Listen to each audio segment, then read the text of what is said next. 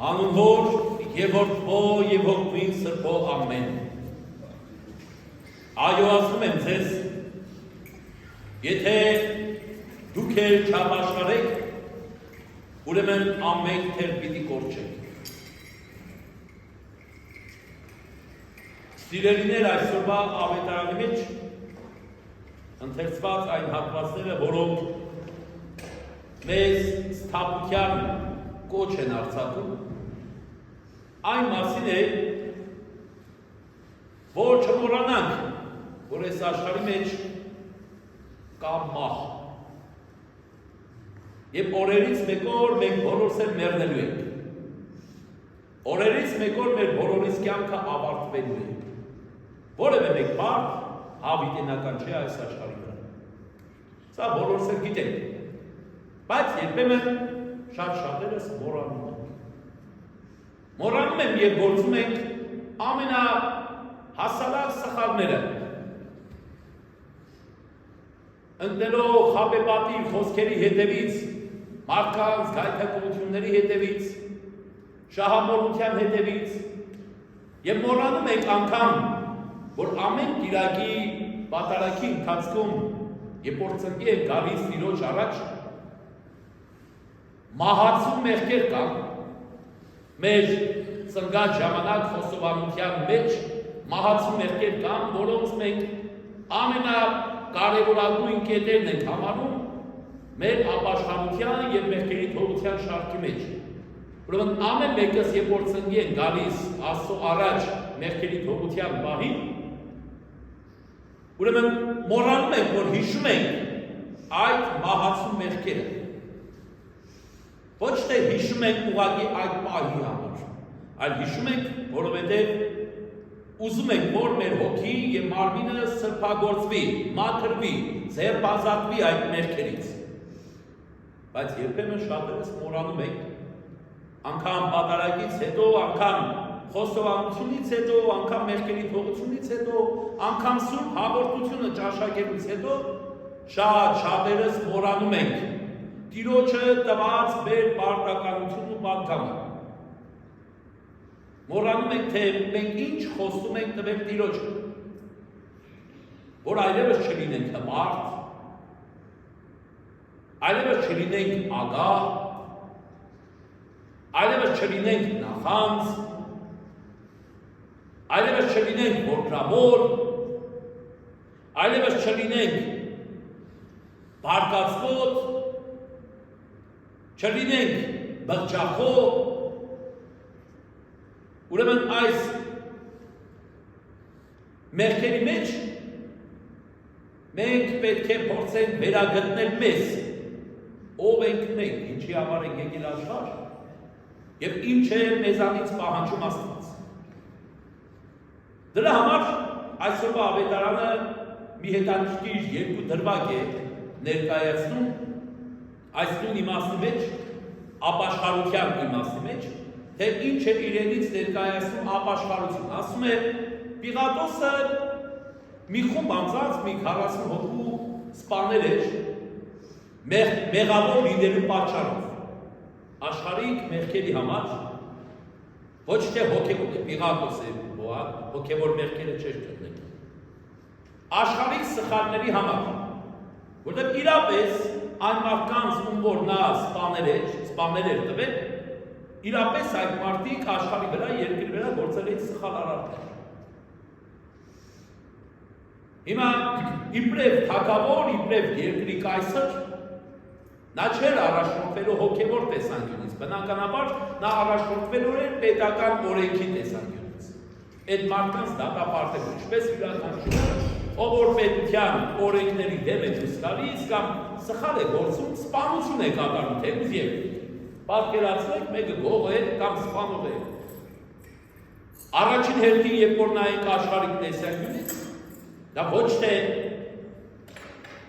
աշխարհիկ տեսանկյունից նայելիս ոչ թե պետք է համարենք իբրև մեղք, այլ պետք է համարենք հանցագործություն։ Սա պարզ ճշմարտություն։ Այսինքն պետությունը, եթե փորձի իշխանական կողմը, եթե փորձի դատապարտել մարդասպանին, գողին, ավազակին,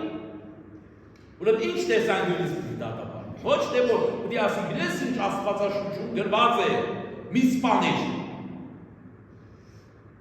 Դատարանում որ մարդուն դատելու են, դրա մասին չեն խոսել։ Մարդ որ գողություն անի դատարանում դատեն չեն ասելու, գիտես ինչ Աստվածաշունչում գրված է մի գողացիչ։ Այլ իրենք ըստ պետական սահմանադրական օրենքի քննելու են մարդու արարքի չափը եւ ըստ օրենքի դատեն մեկին 1 տարի, մեկին 5 տարի, մեկին 10 տարի, Աստված գիտի ով ում ինչքան են տալու։ Սա դիտարկվելու իբրև հանցագործություն, չի դիտարկվելու իբրև մեղք։ Բայց մենք միայն ֆիզիկական գոյությունը չենք, միայն մարմնավոր մարդ չենք։ Մենք գիտենք, որ նաև հոգևոր մարդ ենք, հոգևոր էակ ենք։ Ոչ միայն մարմնավորապես պիտի դատվենք, այլ նաև հոգեպես պիտի դատվենք։ Որտեղ մարդու վրա մենակ միսուայրունը չէ, մենակ այս մարմինը չէ, մարդու ներսում կա հոգի։ Մարմինն է ժամանակավոր, բայց հոգին հավիտենական է, ամենակարևորագույնը ոչ թե պետք է մնացած հավդել։ Մեկին կանարգեն, մեկին կվիրավորեն, կսպանեն, կամ սուտ կխոսեն, կամ գողություն կանեն, կամ այլ տեսակի պետական օրենք կխախտեն, կգնա մի քանի տարի կնստեն, կհենեն վերջ բրծավ գնաց։ Էդա մարմնով չարշարվեցիր։ Մարմինը գնաց բանդ, բայց հոգին չմաքրվեց, որտեղ դու զղջում չապրեցիր։ Ուրեմն հոգու զղջման ապրելու բանդարկության վայրը եկեղեցին է։ Դու գալիս ես եկեղեցի, որպեսզի ձեր ազատվես այդ հոգուտ մեղքից։ Չես գալիս եկեղեցի, իբրև հանցագործ, դատապարտվես մարմնավոր արարքների համար։ Այլ գալու ես, որպեսզի հոգուտ վրա ծանրացած բիծը մաքրես, մեղքը մաքրես։ Ուրեմն եկեղեցում հնարավոր չէ դիտարկել պետական օրենքի տեսանկյունից որևէ մեկ բան, այլ եկեղեցում կամ քրիստոնեության մեջ կամ Աստվածաշունչով, Աստծո օրենքով, Աստծո խոսքով մենք առաջնորդվելու ենք միայն հոգևոր կանոններով, միայն մարդուն դատապարտելու ես կամ չես դատապարտելու հոգևոր կանոններով։ Դրա համար ինչ է, մեր եկեղեցական հայրերը ինչի համար են դասակարգել այս մեղքերը, հպարտություն, նախանձ, բարդություն, ծուլություն, ագահություն, որգրամոլություն, բղջախոհություն, ինչի համար են դասակարգել սրանք, ոչ թե նրա համար, որ հպարտության համար այսօր ում են դատում,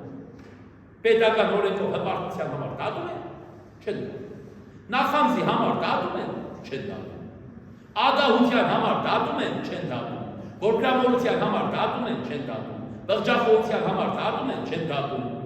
ծուլության համար դատում են, չեն դատում, ամտեսեք ինչ այստեղ տեղի ունել։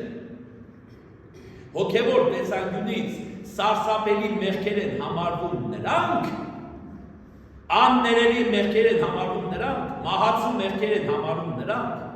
Աստծո կողմից դատապարտելի մեղքեր են համարվում նրանք, որոնք պետական օրենքով դատապարտելու չեն, որոնք աշխարհիկ տեսանկյունից դատապարտելու չեն, որոնց վրա քրեական գործ հնարավոր չէ հարուցել։ Մարդ է, ինչ քրեական գործ պիտի հարուցես մարդու վրա։ Բայց տես, հոգևոր տեսանկյունից հպարտությունը ամենասարսափելի մեղքերից մեկն է, որտեղ այդ հպարտության ճանապարհով է, որ դու կարող է հասնես մարդասպանության, կարող է հասնես եղբայրասպանության, կարող է հասնես գողության, մարդանարգության, պետական եւ ոչ պետական, մարդկային իրավունքների եւ ոչ իրավունքների ոտնահարման, ուրեմն հպարտության պատճառով է, որ չպետք է մոռանա մարդ, որ Աստծո գերագույն հրեշտակը, մեծագույն հրեշտակը երկնքից շպրտվեց ներքև այդ հպարտության պատճառով էր։ Արուսյան հրեշտակապետի մասն է խոսքը։ Հպարտացավ։ Ուրեմն այսօր է հպարտությունը այն մեծագույն սարսափելի մեղքերի շարքում է գտնվում, որը մարդուն կարող է տանել կործանման։ Դրա համար եկեղեցին, մեր եկեղեցական հայրերը, քրիստոնեություն, Աստվածաշունչը կենտրոնացել են հատկապես այն մեղքերի վրա, որոնք որ մեզ վաղը չմիսոր կհասցնեն կործանման։ Այսինքն հիմքն է, արմատն է նայում եկեղեցին։ Քրիստոնեություն Աստվածաշունչը նայում է արմատը, ոչ թե նայում է հետևանքը, ոչ թե դատում է հետևանքը, այլ նայում է արմատը։ Նա ուզում է դերն առնել այդ արմատի, առողջ պահել այդ արմատը։ Դրա համար անհրաժեշտ է ապաշխարություն։ Ինչ է ապաշխարությունը։ Աշխարհիկ մտածելակերպից, աշխարհիկ մեղքերից, աշխարհիկ հոգսերից, աշխարհիկ մոտեցումներից ձեր ազատվել, ապաշխարել, թողնել այն ամենը ինչ որ գործել ես, ինչ որ արել ես, այլևս չանես։ Այսինքն դարձի կաս չանելու նպատակ, ոչ թե գաս ապաշխարության, ըստ քո պատկերացման, զերծման, մեղքերի թողության, բայց ընդամենը 5 րոպե հետո նույն մեղքը գործես։ Ընդամենը 5 րոպե հետո եղբայրասպան դառնաս, աստվածանար դառնաս, օրենքի խախտող դառնաս։ Ուրեմն դրա համար այսօր ինչ էր ասում ավետարանի մեջ մեր Տեր Հիսուս Քրիստոս ինչ առակ մեջ բերեց։ Ասում է մի մարդ թզերի տնկեց եւ տվեց այգեգործի, որպեսզի մշակի։ Բայց այդ թզերին ասում է 3 տարի շարունակ անպտուղ դուրս եկավ։ Տանտերը անընդհատ գալիս է պտուղ որսալու, տեսնում է, որ չկա պտուղ, արդյունք չկա, ապաշխարություն չկա, քավություն չկա, թեև նայում ես ինքը իբրև պտուղ է պարարտ հողի մեջ, իբրև ծառ է պարարտ հողի մեջ, ինչպես որ այսօր ցանկացած մեկս պարարտ հողի մեջ տնկված հավատացյալ ենք, ինքներս մեզ համարում ենք հայ առաքելական եկեղեցու հետևորդ, ինքներս մեզ համարում ենք ճշմարիտ եկեղեցու հետևորդ, ինքներս մեզ համարում ենք ճշմարիտ քրիստոնյա, Աստծո զավակ Սուրբ Երրորդության պաշտպան,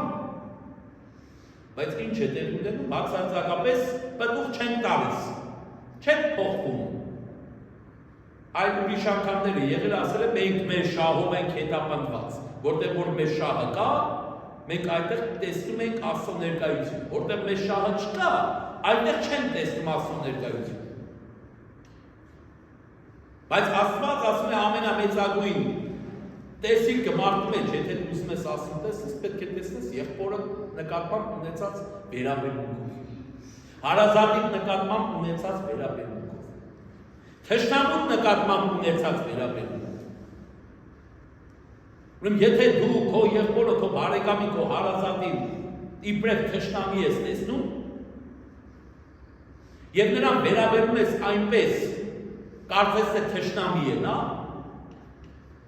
եւ նրա հետ վարվում ես այնպես, կարծես թե թշնամի է նա, ինչպես կվարվեεις սատանայի հետ։ Քո դեմած կանգնած քո եղբայրը, քո բարեկամը, քո հարազատը, քո մեկ ընտանիքի անդամը քեզ համար դև է, ու դու վերաբերում ես նրան այնպես, ինչպիսին թե վերաբերվեիր սատանայի, բայց արդյունքում նայում ես, որ քո ներսի մեղքը ավելի շատ է, քան դիմացի եղբոր մեղքը։ Ինչպես կարող ես խոսել ճշմարիտ քրիստոնեությունից։ Ինչպես կարող ես խոսել ճշմարիտ հավատքից։ Ինչպես կարող ես խոսել եկեղեցու հետևորդ լինելուց։ Եթե դու եղբոր ասում է Սուրբ Գիրքը, բազմաթիվ տեղ, բազմաթիվ անգամ ամեն մեկ խոսքի պատասխան ունի Սուրբ Գիրքը։ Եթե ասում է դու քո աչքի մեջի գերանը հանի, հետո նոր եղբորդ աչքի մեջի շուղը տես։ Երբ որ դու քո աչքի մեջ գերանը չես անել, դու սուրբ չես, մաքուր չես, անարատ չես, դու ինքդ մեղքերի մեջ հատախված ես, ոնց կարող ես եղբորը աչքի մեջ շուղը տեսնել ու ուզենալ նրանից օգուտ քաղել կամ հանել, կամ նրան փորձես դարձի բերես։ Առաջին հերթին ինքդ պետք է դարձի տաս, որ կարողանաս դարձնել դարձի բերես։ Իսկ ինչպես պետք է դարձի չկատարելով մահացու մեղքերը, չհետևելով մահացու մեղքերի։ Եթե պատարագի եք մասնակցում, եթե ապաշխարում եք, թողնում եք, զղջում եք այդ 7 մեղքերը, ուրեմն այլևս չանդրադարձ կատարելու նպատակով է, որ մեկ այդ մեղքերը թողնում եք։ Բայց եթե դու քեզ համարում ես հավատացյալ, պատարագի ես գնում, սուրբ հաղորդություն ես ստանում, ապաշխարում ես, մեղքերի թողություն ես ստանում, բայց դարձյալ նույն մեղքերի մեջ ես, նույն էլի հպարտ ես, էլի նախանձ ես, բարկացկոտ ես, ծույլ ես, ագահ ես, որգամոլ ես, բղջախոհ ես, բղջախոհությունը ցանկասիրություն, ամեն բանի վերաբերյալ։ Ուրեմն նշանակում է դու քո կյանքը ոչինչ չի փոխում։ Այդ հաղորդությունը քեզ համար դարձել է իբրև դատապարտություն։ Եվ դրա պտուղները օրերից մեկ օր պիտի քաղես։ Դու չքաղեցի քո սերունդներն է քաղում։ Բայց ամենակարևորագույն կետը որ ասում էր Պողոս Առաքյալը, չմոռանալ, որ վերջը մահ կա այս աշխարհում։ Մեռնելու եք։ Բոլորս պետք է մեռնենք։ Եվ չկարծենք, թե Աստծո դատաստանի առաջ բոլորս հավասար պատասխան չենք տալու։ Աստծո դատաստանի առաջ բոլորը հավասար պատասխան են տալու։ Մեռած թե կենդանի։ Դրա համար ինչ էր ասում Թեսաղոնիկեցի նուված նամակի մեջ ասում է, մի կարծեք, թե ովքեր որ մեռել է, Աստծո դատաստանի ժամանակ նրանք ամենավերջինն է, որ պետք է կանգնեն դատաստանի առաջ։ Ուրեմն մեռան գլուխները ազատվեցին, չէ, մարդ կա, չէ, այս երկրի վրա շատերս են ասում, այ մեռնեի պրծնեի, ինչը պետք է մեռնեի պրծնեի, չես պրծնել, մեռնելուց հետո ավելի դաժան է լինել։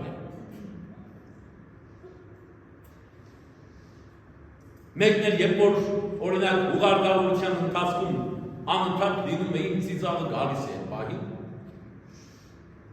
երբ որ ասում այն մարդա քո տեղը չէ, չպետք է գնայի այդտեղ։ Ես ինչ ես անում, դա քո տեղը չէ, բա դու դրան էիր արժան։ Ուրեմն Հիսուս Քրիստոս արժանի էր, քո ննջեցյալը արժանի չէր։ Իսկ այնպիսի արտահայտություններ ենք մենք թույլ տալիս, որ դրա բացատրությունը չեն կարող, չեն պատկերացնում։ Այսինքն նշանակում է ջանդամին Հիսուս Քրիստոս չմեռավ թաղվեց։ Կարևոր է իմ մեղավոր ծնողս իմ հարազատս չմեռներ։ Քրիստոս կգնար ջանդամին չէր գնա։ Մի օր չէ միլիարդ տարի է թաղվեց գերեզմանի մեջ։ Ջանդամին թե մեր մեղքերի համար չես դատապարտվել։ Կարևոր է իմ մեղավոր հայրս, եղբայրս հանկարծ չմեռնի։ Այսինքն համեմատական ենք մենք անցկացնում առանց մտածելու։ Ու չենք պատկերացնում, որ դա դատաստան է։ Օրերից մեկ օր Աստված պատժելու է, մի տեղից պիտի հանի։ Այդ ամեն մեկ արտահայտություն, որ անում ենք անտեղի, թեկուզ էմոցիայից բխած, ուրեմն դատապարտվելու եք, օրերից մեկ օր մի տեղից դուրս եք։ Ուրեմն ոչ տեղին է ասել, դա քո տեղը չէ, ուր ես գնում,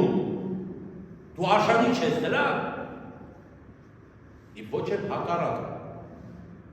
մեղնեի պրծնեի։ Ուրեմն այս երկու արտահայտությունները շատ ամենամեծագույն սխալ արտահայտություններն են մեր կյանքում, որ մենք անում, շատ սխալ արտահայտություններ կա, որ մենք անում ենք, շատ։ Բայց մարդու կյանքի վերաբերյալ այս երկու արտահայտությունները ավելի սարսափելի։ Որտեղ եթե թեկուզ մեռնես է, ոչինչի չես պրծնել։ Միևնույն է, օրերից մեկ օր Աստծո դատաստանի առաջ պիտի կանգնես։ Դու մտածի չապաշխարելուդ համար։ Դու մտածի, որ չես ապաշխարել։ Ինչ ես անել։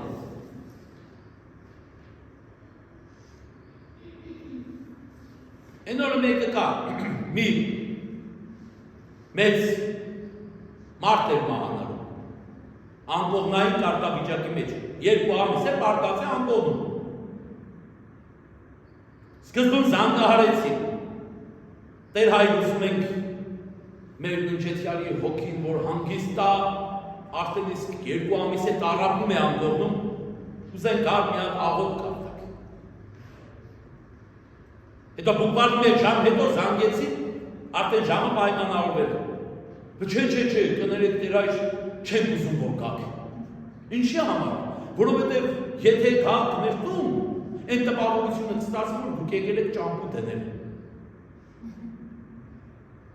Ինչ է դու հավիտենական եք հոհերը։ Ինչ է նշանակում, կնշանակի թե եկել եք ճամփու դնելու։ Այն տպավորությունը հարազատների մոտ ասում է սրտերը չի դիմանա։ Դե որ քահանա են տեսնելու տան մեջ, որ եկել են պարգած հիվանդի վրա աղոտ կարտալու, նշանակում է թե եկել են մեղցնելու։ Չէ, ուզում մեր հայրը այդպես շուտ մեզ լքի։ Այդ հոբնա տարապ։ Ավելի լավ է ֆիզիկապես ամիսներով տարապի անկողնու մեջ վերջում դառնա 4 ծակ չամիչ։ Թե ասեն շուտ ապաշխարի հաղորդություն ստանա, մեղքերի թողություն ստանա, հանգիստ հոգով գնա այդ մարդի երկինք։ Ինչ է մեռավ այդ մարդը, առանց ապաշխարելու, առանց մեղքերի թողություն ստանա, 84 տարեկան մարդ, ամեն դեպքում, բայց մեռավ առանց ապաշխարելու, Աստված գիտի իր կյանքի ընթացքում ինքը քանի անգամ է ապաշխարել, Աստված գիտի ինքը կյանքում քանի անգամ է պակարակներին մասնակցել, քանի անգամ է ծնգի եկել, քանի անգամ է զղջացել, քանի անգամ է մեղքերի թողություն ստացել, քանի անգամ է հաղորդություն ստացել, էլ Աստված որովհետև կասկածելի է, բնականաբար մեր բնակության մեջ, եւ որ ուշադրությամբ նայում ես, քանիսն են որ ապաշխարում են, գալիս են մեղքերի թողության կամ սուրբ հաղորդության, քանիսն իրենց ամբողջ կյանքի ապրած տարիների ընթացքում։ Դուք էլ շատ հեշտ ու հանգիստ կարաք տեսնեք, չէ 4 բոլորը նայեք տեսնեք, քանիսն են։ Ուրեմն եթե չես ապաշխարել, բնականաբար երկիր գնալը դեթան քաղցր պիտի լինի, չի լինելու այդ քաղցրությունը։ Պետք է հիշենք, որ տառապանք է լինելու, անգամ մահից է, որովհետև չապաշխարած մարդը երկինք մտա, չգիտեմ, ուղղակի ուղեղս տեղ չի հասնում, հնարավոր չէ նկարագրել, բնութագրել, թե ինչ է տեղի ունենալու իր հետ, ով որ մահվան շերին չի ապաշխարել անգամ, վերջին հնարավորություն ունեցել է, չի ապաշխարել և գնացել է սաշել։ Հետո ինչ-որ քահանան կանչում են, քահանան գալիս է, խնդրում է, աղաչում է Տեր Աստված, գիտեմ, որ այս մարդը սաղ կյանքը մեղավոր է եղել։ Ես անարդար հոգևորականից, անարժան հոգևորականից խնդրանքով խնդրում եմ, մեկ փոքրը այս մարդու մեղքերին թողություն տար, երկրում տեղ դուր։ Դրա հետևը մի հատ տեղը թող կանգնի գունի։ Ինչքան խնդրի հոգևորական։ Ինչքան էլ ուզում ես խնդրի, միևնույն է, Աստծո կամքն է, Աստված գիտի, վերջում ուր կդասի տվյալ մարդու։ Բայց այսպես օրական քանի տասնյակ, քանի հարյուրավոր, քանի հազարավոր մարդիկ են ննջում, երկինք են դնում, առանց ապաշխարել։ Դրա համար Քրիստոսին չի ասում է, մի կարծեք թե այդ Երուսաղեմում, որ դատապարտեցին են մարդկանց, կոտորեցին իրենց կարգարած սխալների համար, իրանք ավելի մեղավոր են, քան դուք, որ երբեք չեք ապաշխարել, բայց իմացեք, եթե չապաշխարեք, դուք էլ կկորչեք։ Հիմա մենք չենք տեսնում երկրում մեր հոգիները ինչ կարգավիճակի մեջ են։ Արարողության ընթացքում երբ որ գնում ես նայում ես էլի մարդկանց, սեղանների շուրջ նստած են 100, 300, 500 հոգի, նստած են ուշխանուշով։ Ինչ են մտածում, ինչի մասին են մտածում,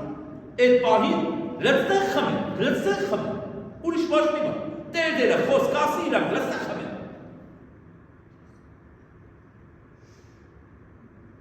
Տերդերը բաժակա չար ասի իրանք լծնեն խմեն։ Մենակ սրա մասին։ Հորերները կուշտ, տրռացած գնան տուն։ Թե ինչ կլինի այդ ննջեցյալի հետ, իր Աստված գիտի։ Երբ որ շատ հաճախ է լինում է, որ զանգարում են, կանչում են ինչ-որ արարողության, երբ որ ասում են, թե անմիջապես ամենաառաջին ուրիշ անգամներ է եղել, որ սրա մասին միշտ ասել։ Ես բարգանում եմ ես այդ պահին։ Թեև բարգությունը մեղք է, բայց այդ պահին ուղղակի հնարավոր չէ։ Զանգում է փոխանակ մտածի իր ննջեցյալի հոգու հանգստության մասին, որ գնանք գերեզմաններ, մի հատ աղոտ կախտանք, կլինի միականուն ազգանուններ գրեն տան պատարակի ընթացքում հիշատակեն, ասում աչքիս վրա 10 անգամ։ Զանգում մի անգամ, որ գնացինք գերեզմաններ, մի անգամ, որ գնացինք գերեզմաններ, դի մեզի հետ կաս սեղանակ, որ ասում ես չէ, ասում, հա, էսա կզանգենք, ու չկա։ Որտեղ իրանց սեղանակունը բաժակաճար ասով է պետք, ոչ թե գերեզմանի վրա կարտադա։ Մարդկանց սեղանականը համադա է պետք, թաղումների ժամանակ, արարողությունների ժամանակ, ոչ թե իրանց ննջեցյալի հոգու փրկության մասին մտածել է պետք։ Ու սա կոչվում է ճշմարիտ քրիստոնեություն, սա կոչվում է ճշմարիտ ապրելակերպ, ու այսպիսի հասարակությունը խոսում է ճշմարտությունից, խոսում է արդարությունից, ճիշտ քրիստոնեությունից,